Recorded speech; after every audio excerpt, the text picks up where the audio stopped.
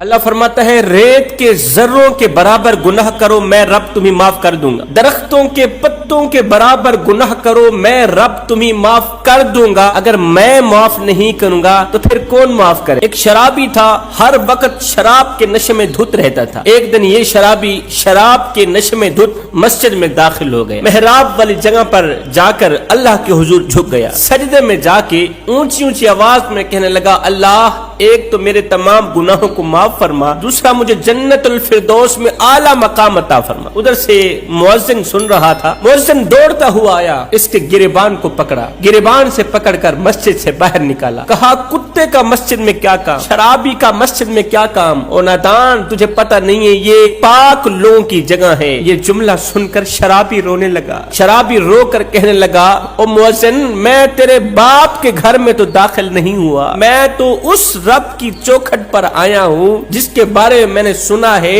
جو شخص اللہ کی طرف ایک قدم بڑھاتا ہے اللہ اس کی طرف 10 قدم بڑھاتا ہے۔ میں تو اس سوچ کی بنیاد پر اس چوکھٹ پر آیا تھا کہ اللہ تعالیٰ کی رحمت میرا استقبال کرے گی۔ او مؤذن تو اس قدر کیوں جیلس ہو رہا ہے، تو کیوں بغاوت کر رہا ہے؟ میں نے اللہ سے کوئی بزرگی تو نہیں مانگی، میں نے یہ تو نہیں کہا اللہ تو مجھے اپنا ولی بنا دے، میں نے اتنا ہی تو کہا ہے اللہ میری خطاؤں کو معاف فرما، میرے گناہوں کو معاف فرما۔ جب بوڑھا گر جاتا ہے تو بغیر سہارے کے اٹھ نہیں پاتا، ہائے میں بوڑھا ہو گیا، مجھے ایک ہی چوکھٹ نظر آئی، میں اللہ کی چوکھٹ پر آ کر گر گیا، مجھے پکا یقین ہے اللہ میری ضرور دستگیری فرمائے گا۔ جو رب رات کو درختوں پر بیٹھے پرندوں کو نیند میں گرنے نہیں دیتا وہ مجھے اکیلا کیسے چھوڑ سکتا ہے؟ یہ کہتے ہی وہ شرابی نشے میں دھت شخص ایک بار پھر سے سجدے میں گر گیا، زاروں قطار رونے لگا، اس قدر رویا کہ اس کا جگرہ پھٹ گیا، اس کا انتقال ہو گیا۔ اس کو کفن دینے کے بعد جب اس کی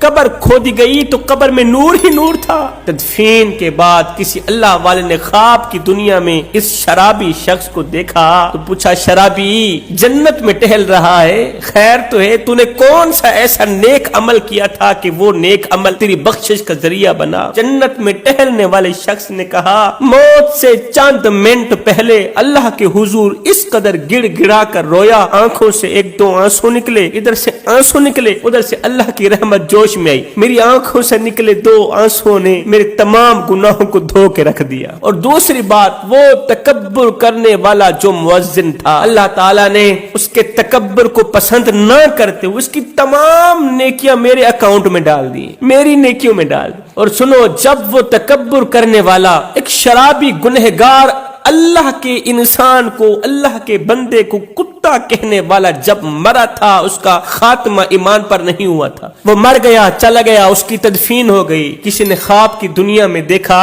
وہ جہنم میں چیخو پکار کر رہا ہے، کسی نے پوچھا اور تو مؤذن تھا عبادت گزار تھا، اس نے کہا ساری زندگی عبادت کی میں نے لیکن میرا جو تکبر تھا میرے اندر کا جو گھمنڈ تھا کہ میں تو اتنا بڑا مؤذن اتنا بڑا عبادت گزار ہوں، اس گھمنڈ نے میری تمام نیکیوں کو جلا کے رکھ دیا۔